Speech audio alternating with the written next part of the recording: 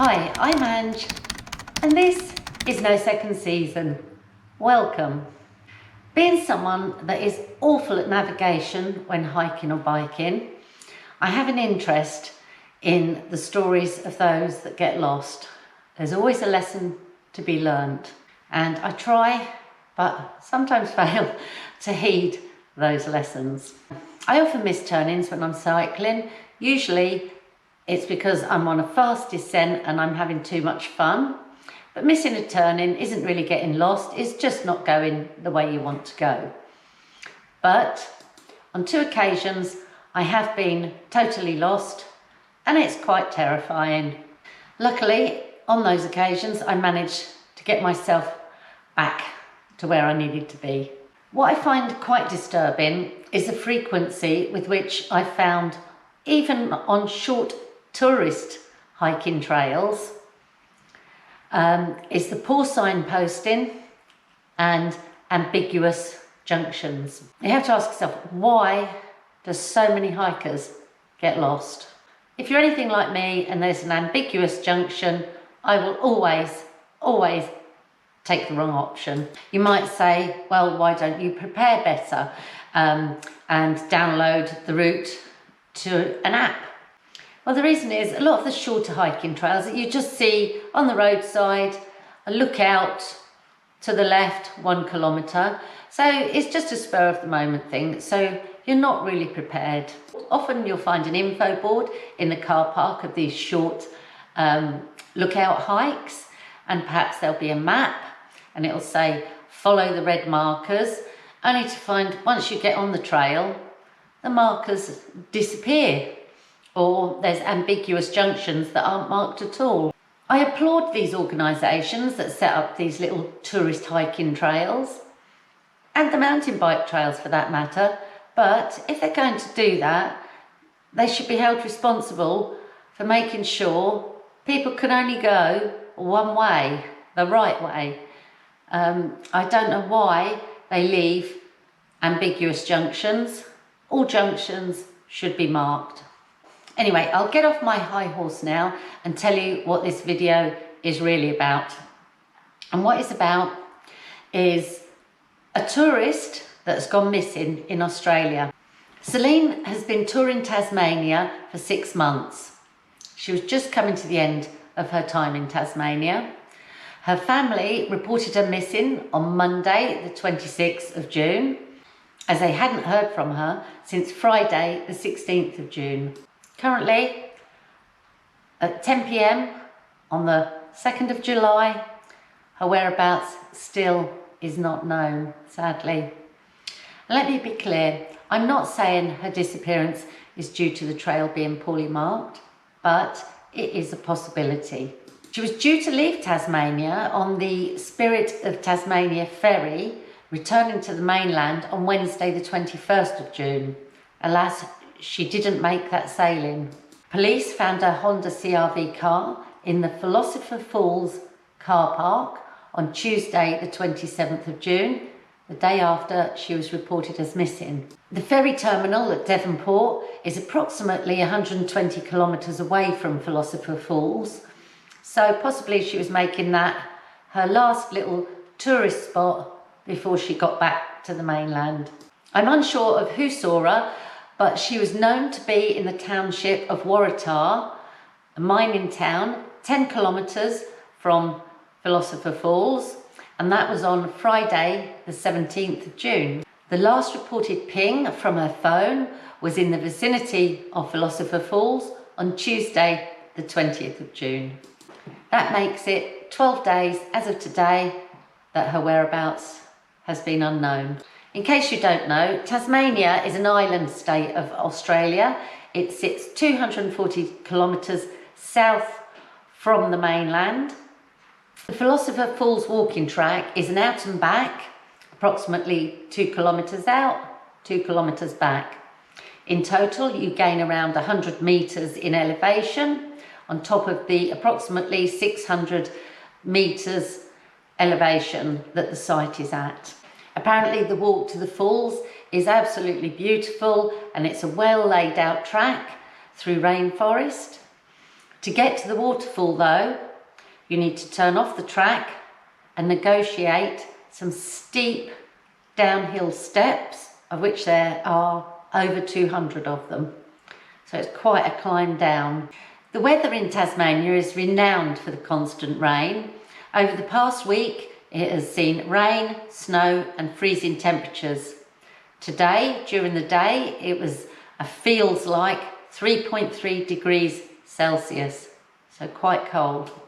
I haven't done this hike myself, but I've read some reviews of the hike and I noticed two things. Firstly, is that a highly experienced hiker made a mistake in 2021 where he thought he had got onto the waterfalls trail from the car park, only to realise some way in that it couldn't possibly be the trail because the bush was so dense. He'd been following some pink ticker tape on the foliage, but decided to return to the car park and seek out the correct trailhead, which he did. Secondly, I noticed that one hiker's review says make sure you turn left to the viewing area down the steps and don't go straight ahead, as he didn't know where it leads. Looking at the terrain on the map, it leads to a very steep gully. Also on another hiker's review, looking at the recorded GPS route, he did go straight by the steps and continued on, but then turned back. He must have realised he'd missed it. So for me, there is more than one possibility of taking the wrong route or diverting from the correct route. Certainly if it was me, I'd likely to be making at least one, if not both, of those mistakes. Bonjour, moi c'est Carmen. Moi c'est Céline. Ben, nous décrire en 2 minutes, ça va être chaud, mais comme on est des speedés, ça va aller. Notre personnalité de A à Z. Pour commencer, le A comme assistante administrative, c'est mon boulot. B comme buveuse de bière, on n'est pas des Belges pour rien. Ça non. C comme Covid, confinement, quelle horreur pour nous de rester enfermés. D comme déterminée. Et délirante. E comme énergie, ben, j'ai de l'énergie à revendre. F comme footballeuse, je joue dans une équipe féminine. Whether there's evidence that Celine actually did hike this trail, I don't know. And also, I don't know how she's equipped or how she's dressed. We can only hope she's well equipped, but news reports say she wasn't well prepared. I don't know how they know that. I hope they're wrong. Some reports are saying that no one could survive out in that cold and damp bush for perhaps 12 to 14 days. But she's young and she's fit and perhaps better equipped than we give her credit for. And that is what we have to hope for. The police have said there's no reason to believe that Celine was the subject of foul play, so that's good news. Let's hope that is the case. The Tasmanian Police and Rescue Services are pulling out all stops. They're using drones, ATVs, helicopters and people on foot searching for her non-stop in some terrible weather conditions. We can only hope and pray that we hear something, good news hopefully, very, very soon. There are some basic recommendations when embarking on a short hike. Rules that I don't always follow myself because I'm an idiot. I know better and really need to up my game. What's happened to many other hikers is a stark reminder that things can easily go wrong. As I mentioned earlier, these innocuous short tourist hikes can be deceiving. They appear to be well marked and suddenly they aren't. I would say if I decide to hike one of these last minute hikes again, I'm going to at least try and download an offline map of the route. I always take a photo of the route from the notice board anyway, but that doesn't tell you where you are, but it's better than nothing. Here I've listed a few good practice ideas for shorter hikes. 1. Tell someone where you're going, your route, and when to start getting worried. 2. Take a first aid kit. 3. Take extra food and water over and above what you think you'll need. 4.